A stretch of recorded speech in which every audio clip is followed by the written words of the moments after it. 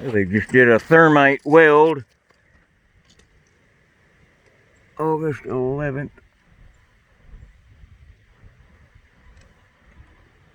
Yeah, see where they fastened the two and then ground over the top.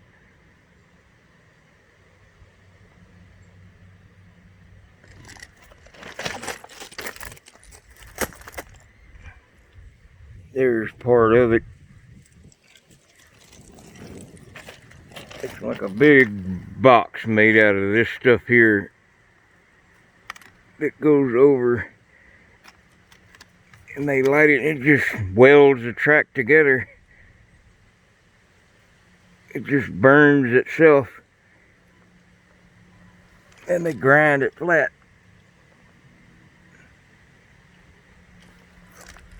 Let's see. I was going to look at these signs. The corner of Conductor and Engineer Street.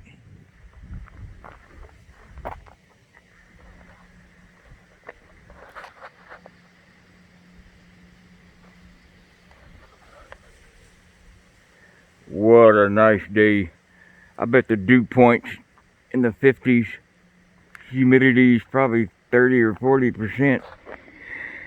Here's that little yard just around that corner.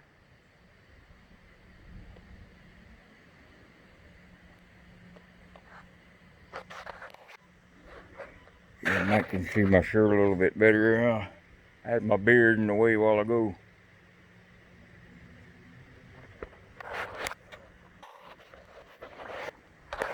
Well, they did another one right here.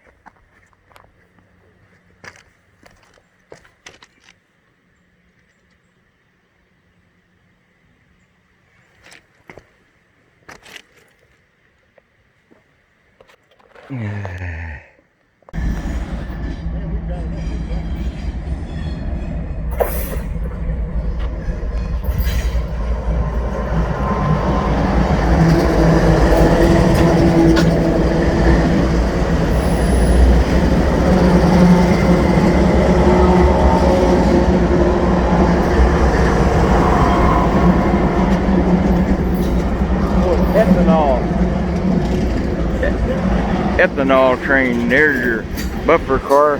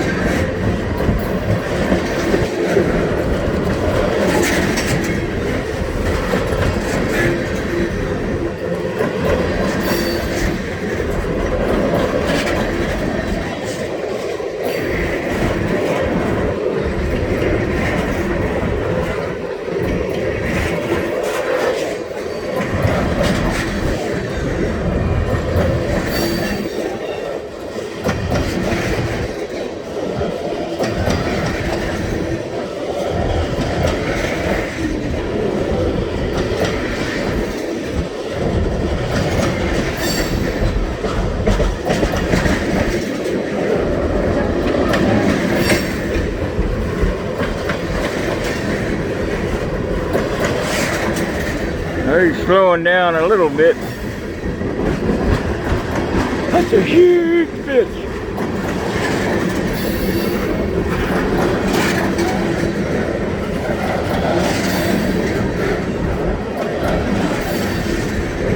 I think I see the end of it.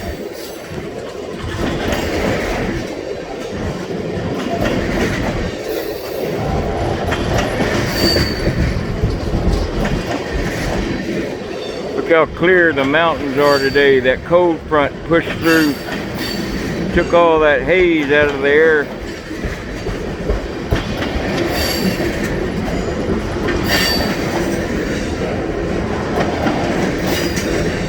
Nah, I guess it wouldn't.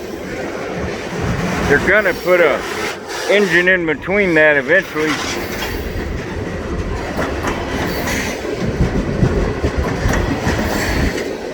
Yes, two trains in one is why you've seen them two grain cars. Those are buffer cars. They'll put an engine or two in between them two grainers. Just pushing it through the mountains is all. It's probably a good 2 mile long train here.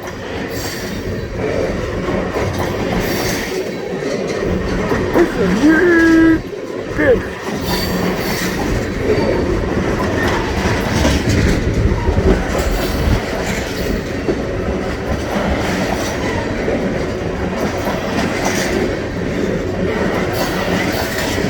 They ought to call this the Exxon Valdez train.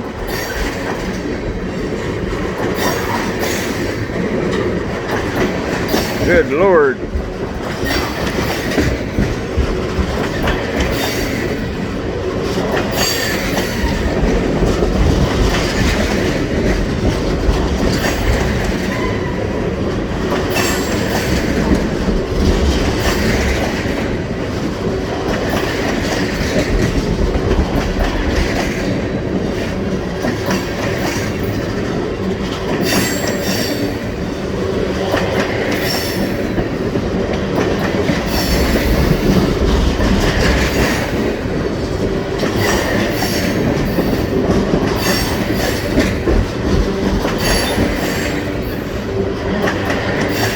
Hell, the front of the train's already in Ohio.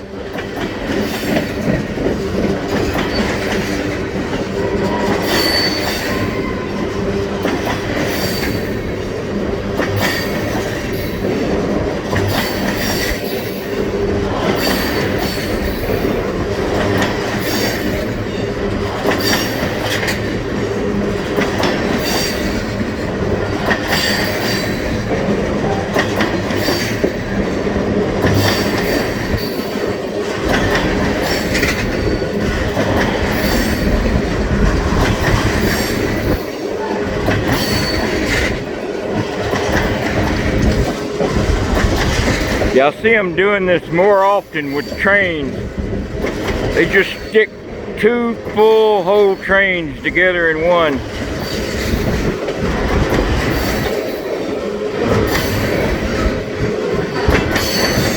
They get around mountainous terrain, they'll stick an engine or two back where them two grain cars was a while ago. Finally, I think.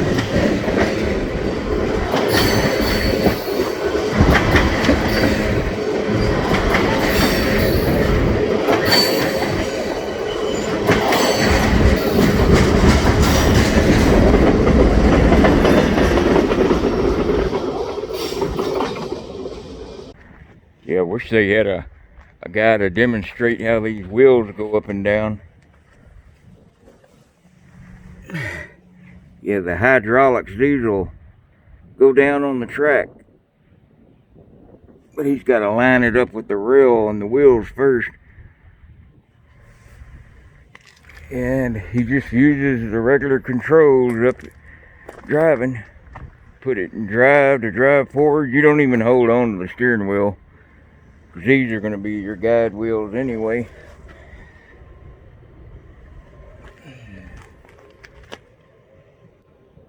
See that whole system right there just comes down and lifts up the truck.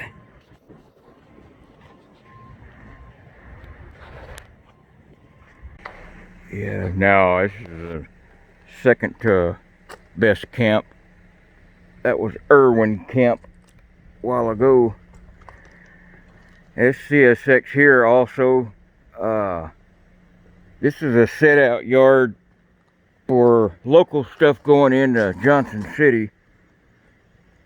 They bring that East Tennessee Railroad switch engine down here. The golf course where I almost got hit by the golf ball is just right up there on the right.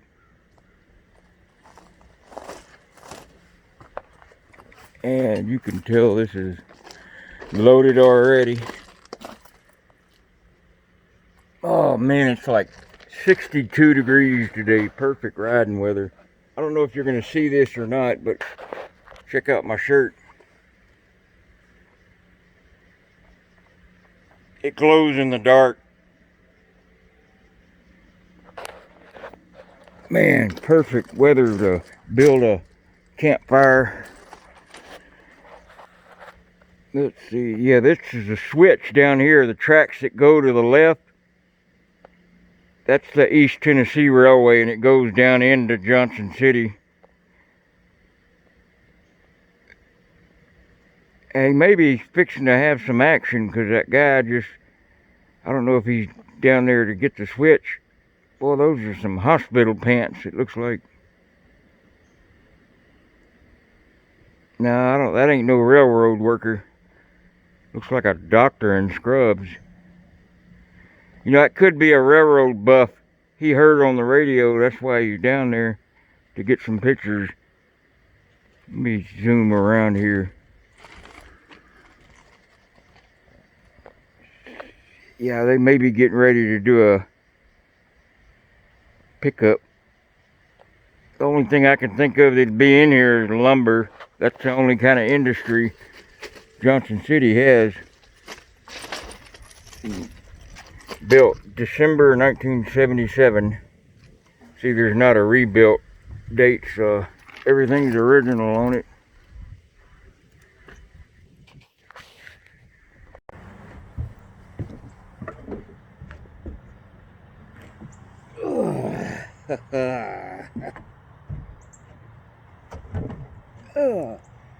Well, finally I'm going to be able to leave here in a couple of days. Not sure exactly what route I'm going, but I have a pretty good idea. Finally get all these doctor's appointments over with, and they're done with all except for one, and I can come back for that. But yeah, this glow-in-the-dark Millennium Falcon shirt finally came. It's like made out of rubber right here, so it glows in the dark, so I'll get to test it out tonight. Pretty nice. Anyway, yeah, I remember a few people asking me, instead of asking me had I been in a derail, I've been in plenty of road crossing incidents, and the 4 that I know I've been in, I was riding in the trailing locomotive every time. Hit a cement truck once, then we caught the last tandems, the last axles on a grain trailer on an 18-wheeler. It was hauling grain. He just didn't quite make it across the tracks. We smashed right in the back end of it where the back tires of the trailer were, and it flung it over in the ditch, grain everywhere. Then 2 cars, once outside Marysville, Kansas, and then outside of North Platte on UP, kind of between Cheyenne and North Platte, hit a car, but I never knew if the person that got hit was all right or not.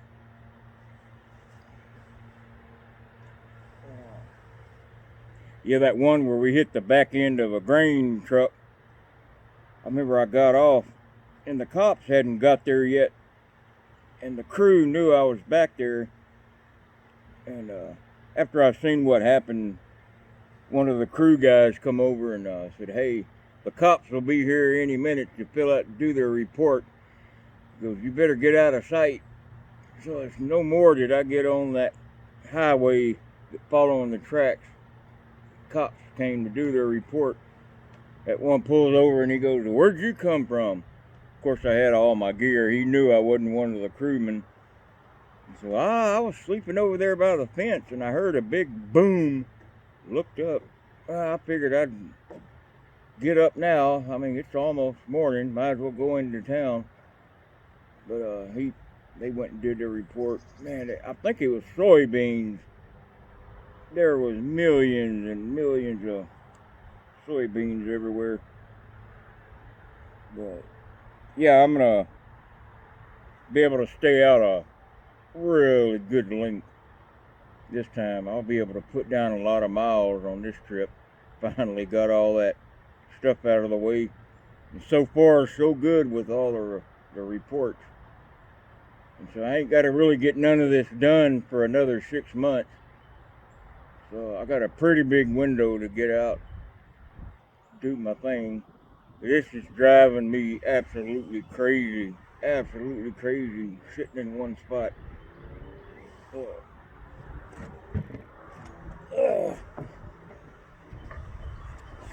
Yeah, I was thinking about getting me a pair of slip-on boots.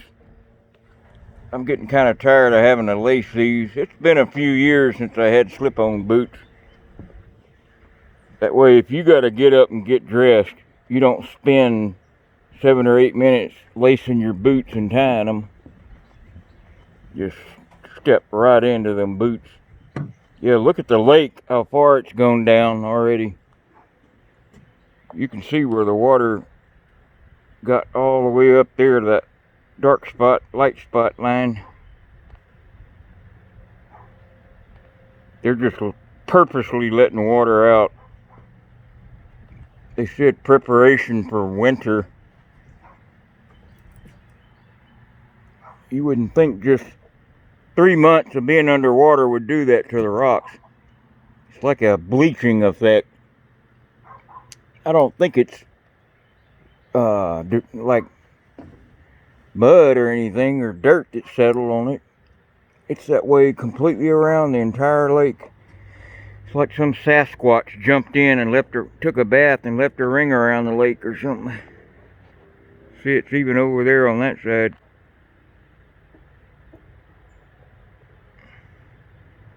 Yeah, those trees there finally died. Been submerged so long.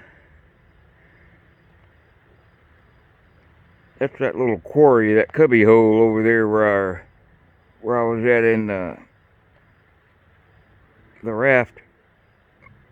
Oh, I don't know, a week, 10 days ago.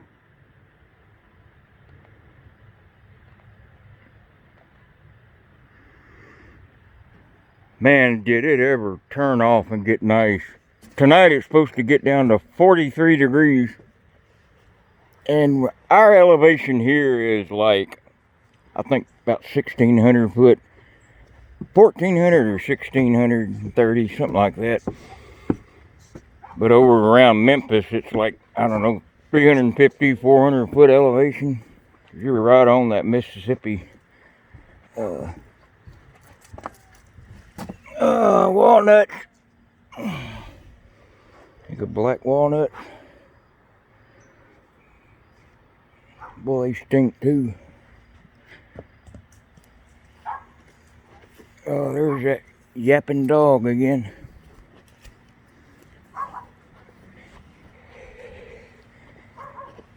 Yeah, I guess that neighbor, that's his pontoon boat down there. They're letting water out of the lake, and I guess he can't keep it over there anymore. But that's private house right there. That's not part of the apartment. And let's see where my one bird feeder is. Yeah, right there in the middle. Squirrels can't reach it either. Oh, come on. Yeah, I gotta listen to that 24 hours a day.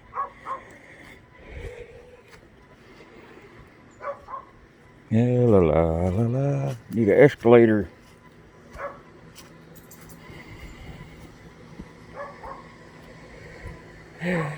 La la la la la.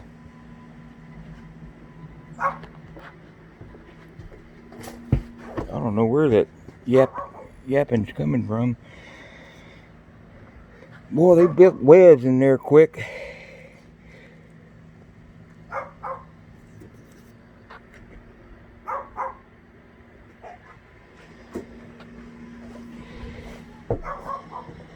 Alright. Anyway, kind of know the game plan now. Hey, buddy. Hey, buddy. Hey, buddy. Hey, buddy. Hey, buddy. Hey, buddy.